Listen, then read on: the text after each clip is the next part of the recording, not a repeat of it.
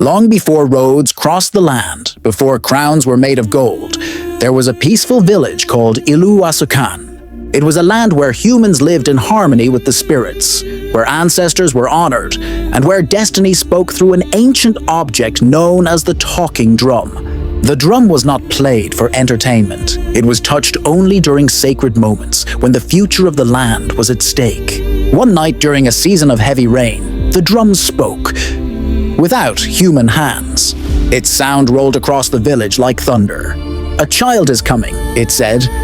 "A child who will carry my voice.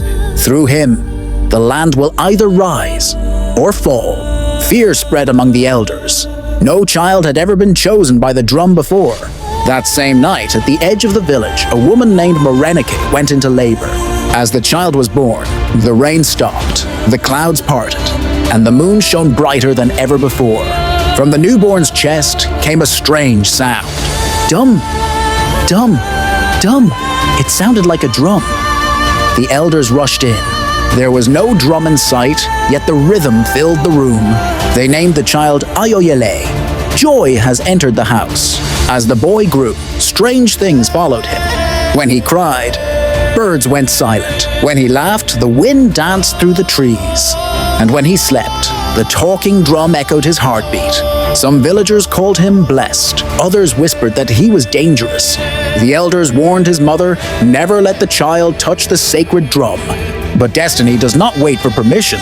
On Ayoyele's 7th birthday, during the Festival of Ancestors, the drum called his name softly and clearly. Ayoyele. The boy walked into the shrine alone and placed his hands on the drum of destiny. The earth trembled, the ancestors stirred, and deep within the forbidden forest, something ancient awoke. From that day, Iluwasukan changed. The drum no longer spoke to the elders. It spoke only to Ayoyele, through dreams, visions, and rhythms. It revealed a truth long forgotten. Generations ago, the village made a pact with the spirits of the forest. Peace in exchange for respect. But the people forgot. Offerings stopped. Pride replaced gratitude. Now, the forest demanded balance. Crops failed. Children fell sick. Hunters vanished without a trace. Fear returned to the land, and it needed a name. An angry villager shouted, "The boy is a curse. Our fields are barren because of him." A pleading villager said, "He's just a child. How can you blame him for the spirit's anger?"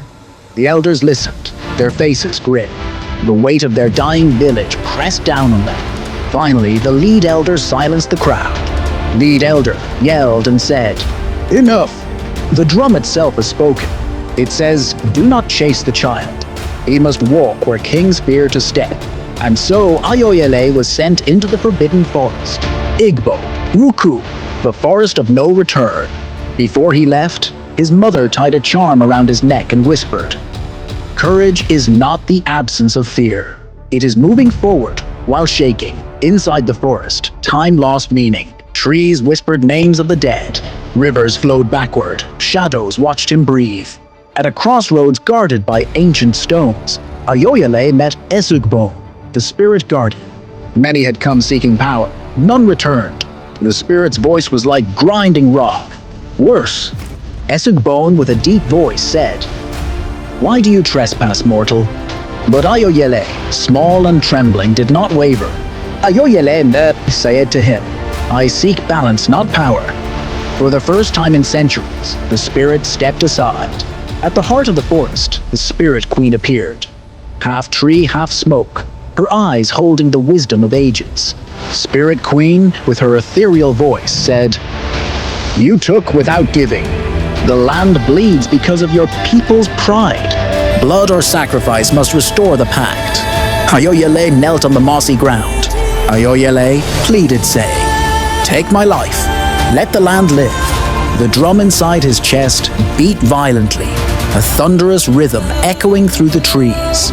The forest listened and made its choice. The spirit queen spared Ayoyele, her voice like the rustling of ancient leaves. Instead of punishment, she demanded a sacred duty.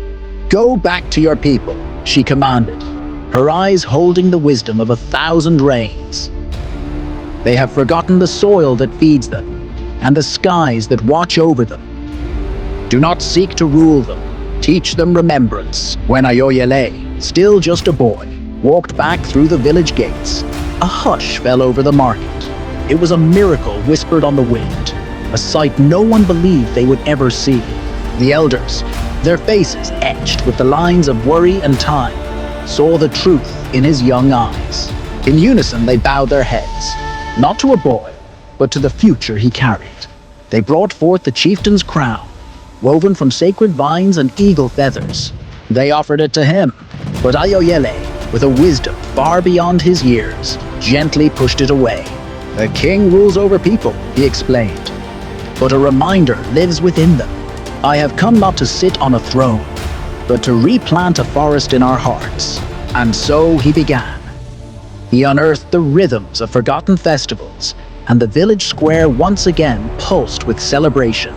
He gathered the children under the baobab tree, and their voices learned the melodies of their ancestors.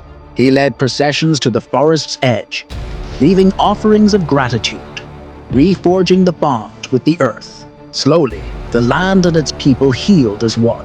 The seasons turned, and the boy who returned became the elder who watched.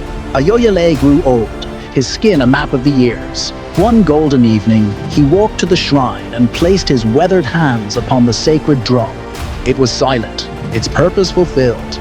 That night, Ayoyele slept a final peaceful sleep. At the first light of dawn, a curious silence led the villagers to the shrine. There they found the ancient drum, split open as if by a gentle internal force. And from its core, a soft, warm light pulsed from a glowing stone, shaped like a heart. Elders say that when a people forget their roots, the drum of Ayoyele beats again. Not to crown kings, but to awaken memory. Those who forget their roots will lose their way. Power without memory destroys the land. Leadership without sacrifice is empty. True greatness is not found on a throne, but in service, truth, and remembrance.